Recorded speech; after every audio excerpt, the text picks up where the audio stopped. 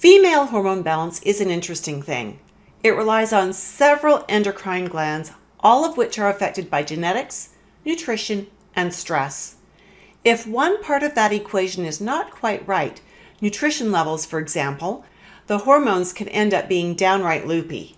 As a woman or a holistic practitioner, you know this to be true.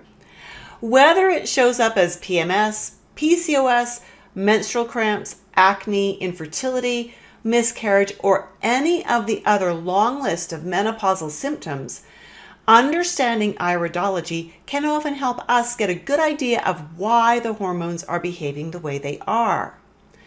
When hormones are out of balance, iridology does not give us the answers.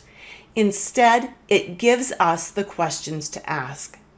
The answer to those questions helps us to understand the backstory of why the hormones have become unstable, and that helps us find a solution to move forward with.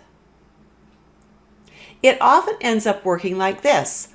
While we may see a lacuna in an ovary zone, we are more likely to find a variety of other markings in other endocrine reaction fields. Connecting these markers helps us ask better questions, and as a result, we get more useful answers. It is most helpful to have at least a basic understanding of the functions of the various endocrine glands. Here are some of the more common things we see in the irides of women who are prone to hormonal imbalances. These concentric pieces of arcs, known as contraction furrows, tell us the owner spends most of her time functioning in the sympathetic nervous system mode, always ready to fight, flee, or freeze. The endocrine glands that are most severely stressed by this state of being are the adrenal glands. When the adrenals are stressed, they burn through B vitamins, vitamin C, calcium, and magnesium at record speed. When calcium and magnesium are out of balance, we see more cramps, poor sleep, bad moods.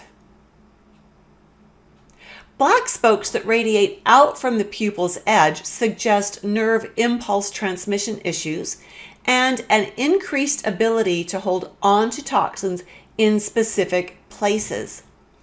These spokes are known as radial furrows. When they reach out into the endocrine reaction fields, for example, the pituitary, hypothalamus, thyroid, pancreas, adrenal, or ovary areas, they suggest impaired nerve feed to and a greater risk of toxic overload in those glands. Neither impaired nerve feed nor toxic overload helps a gland to function with more balance.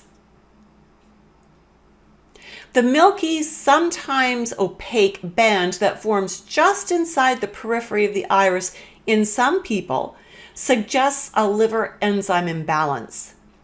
Two of the liver's over 500 jobs include making cholesterol, which is the base for the hormones produced by the endocrine glands, and denaturing hormones when they've done their job. Each of these indicators alone doesn't suggest or create a backstory to explain hormone imbalances. Put two or more of these together, or mix in some of a handful of other specific markers, and it becomes easy to see how asking questions about hormone balance would be a good path to follow.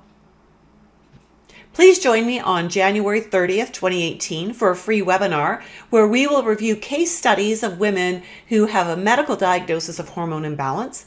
And if you liked this video, please subscribe to my channel and leave me a comment.